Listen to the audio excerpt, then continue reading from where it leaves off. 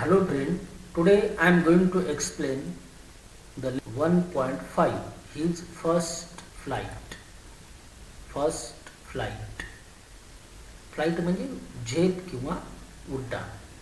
His first flight म्हणजेच the young सिगल bird जो आहे त्याची पहिली झेप हे आपण या लेसनमध्ये पाहणार आहोत. So the young seagull bird, how he take his first flight, all the information we see from this lesson. तर या लेसन मध्ये यंग सीगल बर्डने आपली पहिली उड्डाण कशी घेतली हे आपण पाहणार आहोत. So the young seagull was alone on his ledge. Young seagull bird आपल्या लीज मध्ये तो एकटाच होता. Ledge means a narrow horizontal shelf that projecting from a wall किंवा cliff. तर पहा, लीज म्हणजेच या ठिकाणी खडकाचे शेवटचे टोक. सो हिज टू ब्रदर्स, त्या यंग सीगल बर्डचे जे काही दोन ब्रदर्स होते, and his sister, his two brothers and sister had already flown away the day before. ते अगोदरच म्हणजे एक दिवसापूर्वीच त्या जागेवरून उडून गेले होते. he had been afraid of fly. त्याला उडण्याची भीती वाटत होती. with them, त्यांच्यासोबत. and somehow when he had taken a little run forward to the brink, आणि ज्या वेळेस तो थोडंसं पळत जाऊन ब्रिंकवरून उडण्याचा प्रयत्न करत होता. Brink means the edge of the steep place. एखादी काही तीव्र उताराची जागा आहे, त्याचं जे काही टोक आहे त्या टोकावर, ज्या ठिकाणी पक्षी पळत जाऊन त्या ठिकाणी त्या टोकावरून उड्डाण घेतात, त्या ठिकाणी जाऊन तो उड्डाण घेण्याचा प्रयत्न करत होता off the ledge and attempt to flap his wings. आपले जे पंख आहेत तो फडफडण्याचा प्रयत्न करत होता. And he came afraid, he become afraid. तो लगेच त्या ठिकाणी घाबरून जायचा. कारण the great expanse of the sea stretch down beneath. आणि त्याखाली त्याला काय दिसायचं त्या ठिकाणी, जर तो उड्डाण घेण्याचा प्रयत्न करत होता त्यावेळेस त्याला काय दिसायचं पुढे, that the great expanse of the sea stretch म्हणजे पसरणे, एक्सपान्स म्हणजे विस्तीर्ण पसरलेलं, खाली जे काही फार मोठं समुद्र त्या ठिकाणी पसरलेला होता.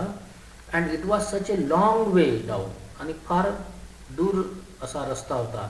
मैल्स डाऊन, मैलोन मैल फार मोठा रस्ता त्या ठिकाणी होता. आणि तो रस्ता आपण पार करू शकणार नाही याची त्याला खात्री होती. आणि म्हणून he felt certain that his wing would never support him. आपले पंख सुद्धा या ठिकाणी उडण्यासाठी आपल्याला मदत करणार नाही याची त्याला खात्री होती. And so he bent his head and run away back to the little hole under the ledge. त्या लीजमध्येच, खडकाच्या टोकामध्येच जे काही छोटं होल होतं, जे काही त्याचं घर होतं, त्या ठिकाणीच तो त्या बिळामध्ये त्या ठिकाणी तो पुन्हा परत गेला. Very slept at night. त्या ठिकाणी त्याने एकट्यानेच रात्र काढली. Even when each of his brothers and his little sister whose wings were far shorter than his own ran to the brink. आणि त्याचे जे भाऊ आहेत, दोन भावंड, त्यांचे जे पंख आहेत त्यांच्यापेक्षा लहान असून सुद्धा ते त्या ठिकाणी दूर उडून गेलेले होते. Flapped their wings and flew away. आणि तिथून ते उडून गेले होते. He fail to muster up courage. Muster up courage धैर्य एकवटणे, धैर्य गोळा करणे. तर तो धैर्य एकवटू शकला नाही. He did not muster up courage to take that plunge. Plunge म्हणजेच फ्लाईट, उड्डाण घेण्यासाठी त्याला त्या ठिकाणी फारसं धीर नव्हता, बळ नव्हतं. And which appear to him so desperate. आणि त्यामुळे तो त्या ठिकाणी अस्वस्थ झाला होता. His father and mother had come around and calling to him shrilly. त्याचे आईवडील आजूबाजूला येऊन त्याला त्या ठिकाणी बोलावत होते, जोरजोरात ओरडत होते. अपब्रीडिंग हिम, अपब्रीडिंग म्हणजेच या ठिकाणी स्कोल्डिंग हिम, त्याला धमकावत होते की तू प्रयत्न कर. Threatening to let him starve on his ledge unless he flew away. जर तू उडून आला नाही तर तुला त्या ठिकाणी त्या ठिकाणी स्टार म्हणजेच उपाशी राहणे, तुला उपाशी राहावं लागेल, अशा प्रकारे त्याचे आईवडील त्याला धमकावतात. बट फॉर द लाईफ, परंतु जीवाच्या भीतीने, for the life of him he could not move, तो तिथून हल्लाच नाही. त्या ठिकाणीच त्या आपल्या घरट्यामध्येच, बिळामध्येच तो त्या ठिकाणी रात्रभर राहिला. That was 24 hours ago. 24 hours ago. Since then the nobody had come to near him. 24 तासापासून तो एकटाच होता, कुणीही त्याच्या जवळ आलं नव्हतं. The day before, all day long, he had watched his parents flying about with his brothers and sister.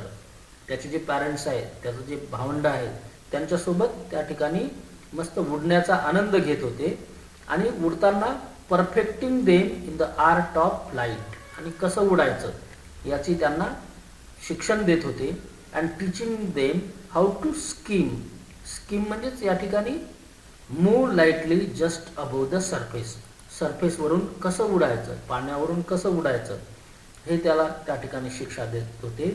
And how to dive for fish, आणि फिश पकडण्यासाठी समुद्रात कशी उडी मारायची हे सुद्धा ते त्यामध्ये त्याला, त्या भावंडांना तरबेज करत होते.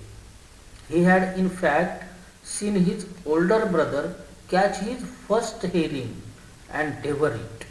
Herring a soft fine sea fish, समुद्रातील एक मासा जो ते त्या ठिकाणी खाण्यासाठी पकडण्याचा प्रयत्न करत होते.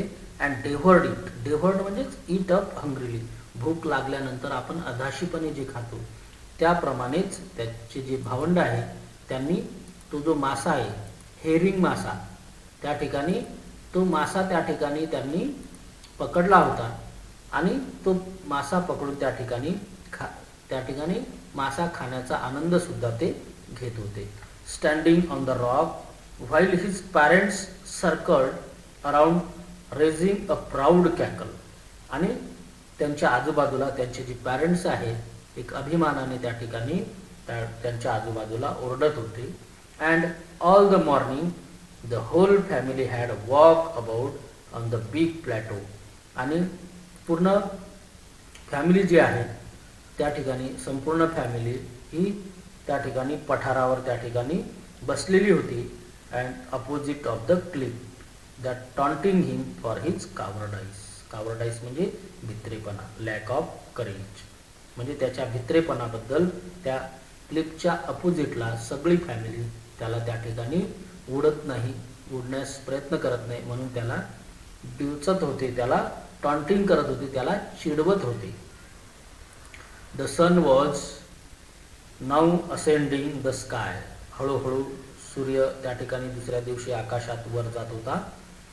That blazing on his ledge that face the south. Blazing the sun that ledge face the south. साऊथकडे त्या ठिकाणी जे काही लीज होतं, जे काही त्या ठिकाणी त्यांची जागा होती राहण्याची, घरटं, त्यामध्ये ते ऊन त्या ठिकाणी प्रखरतेनं पडत होतं साऊथकडे. And he felt the heat because he had not eaten since the previous nightfall. अगोदरच्या रात्रीपासून तो एकटाच असल्यामुळे, त्याला त्या ठिकाणी खायला काही नसल्यामुळे आणि त्या उन्हामुळे तो थोडंसं त्या ठिकाणी त्याला ते हीट जाणवत होतं, थोडंसं अशक्तपणा त्याला त्या ठिकाणी येत होता. He step slowly out to the brink of the ledge. हळूहळू त्या खडकाच्या टोकाकडे तो जाण्यासाठी प्रयत्न करत होता. And standing on the one leg. आणि त्या ठिकाणी तो लीजमधून बाहेर पडून त्या ठिकाणी standing on the one leg, एका पायावर उभा राहिला. With the other leg hidden under his wing. आणि दुसरा पाय त्याने आपल्या पंखामध्ये लपवून, ही क्लोज वन आय, एक डोळा बंद, अँड देन द अदर, आणि pretended to be falling asleep. झोपण्याचं त्या ठिकाणी प्रिटेंड करत होता. प्रिटेंड म्हणजे सोंग घेणे, ढोंग करणे. आणि स्टील दे टूक नो नोटीस ऑफ हिम, जेणेकरून ते आपल्याकडे लक्ष देतील, परंतु कोणीही त्याच्याकडे त्यावेळेस लक्ष दिलं नाही. He saw his 2 brothers and sister lying on the plateau. त्याचे जे भाऊ आहेत, त्यांची जी बहीण आहे, जे दोघे भावंड या ठिकाणी प्लेटो म्हणजेच एक पठारावर त्या ठिकाणी डोझिंग विथ देअर हेड्स अँड संक इन टू देअर नेक्स, म्हणजे डुलक्या घेत होते. आपले जी डोकं आहे ते आपल्या पंखामध्ये, आपल्या मानेमध्ये त्या ठिकाणी ठेवून डुलकी घेण्याचा प्रयत्न करत होते. And his father was preening the feathers on his white back. आपली जी व्हाईट पांढरी शुभ्र जी काही पाट आहे त्यावरचे जे काही फिदर्स आहे, पिसं, तर ते प्रिनिंग करत होते. Preening means making an effort to clean feather with the beak. चोचीच्या साह्याने आपले जी काही पिसं आहेत ते स्वच्छ करण्याचा प्रयत्न करत होता. Only his mother was looking at him. फक्त आईचंच लक्ष त्याच्याकडे होतं, आईचं.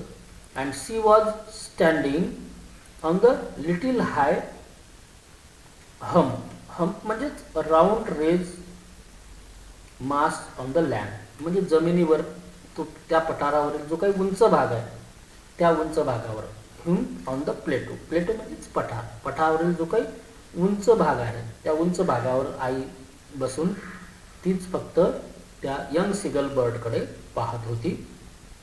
हर व्हाईट ब्रिस्ट थर्स्ट फॉरवर्ड. आणि तिची पांढरी शुभ्र छाती पुढे काढून ती आपल्या मुलाला निहाळत होती. Now and again she tore at the piece of fish that lay at her feet. आपल्या पायावर जे काही समजा फिश तिने पकडलेलं होतं ते फिश ती त्या ठिकाणी फाडून खाण्याचा त्या ठिकाणी प्रयत्न करत होती. And then scrape each side of her beak on the rock. आणि त्यानंतर स्क्रॅप म्हणजेच रब, घासणे. आणि आपली जी चोच आहे ती खडकावर घासणे आणि त्यानंतर मासा त्या ठिकाणी पकडून खाणे, अशा प्रकारची क्रिया ती करत होती. And this sight of the food maddened him. आणि ते जे दृश्य होतं आईचं, त्यामुळे तो थोडंसं, त्या दृश्यामुळे त्याला थोडंसं तो वेडा झाला. म्हणजे त्याला फार भूक लागलेली होती. आणि how he love to tear the food that way.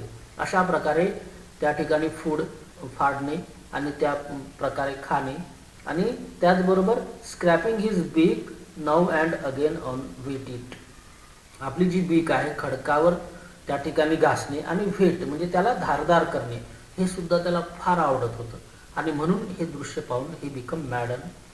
And then ga ga ga he cried that begging her to bring him some food.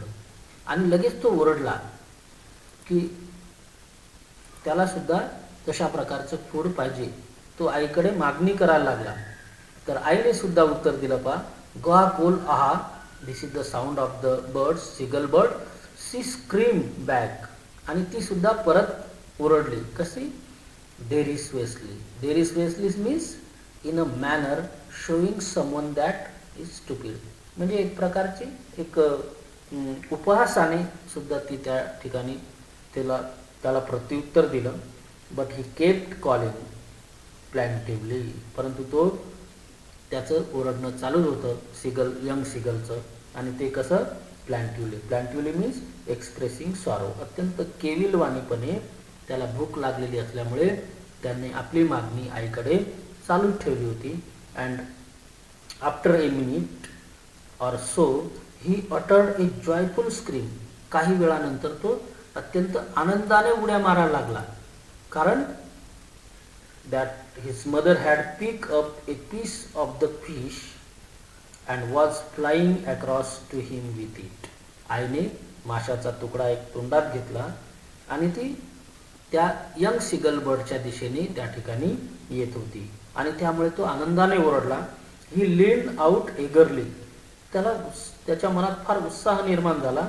And tapping the rock with his feet. आपल्या पायाने खडकावर पाय त्या ठिकाणी आदळत त्या ठिकाणी खडकावर पाय आपटत होता. And trying to get nearer to her. आणि आपल्या आईच्या आपण कसं जवळ जाऊ, म्हणजे तो एकदम त्या ब्रिंक जवळ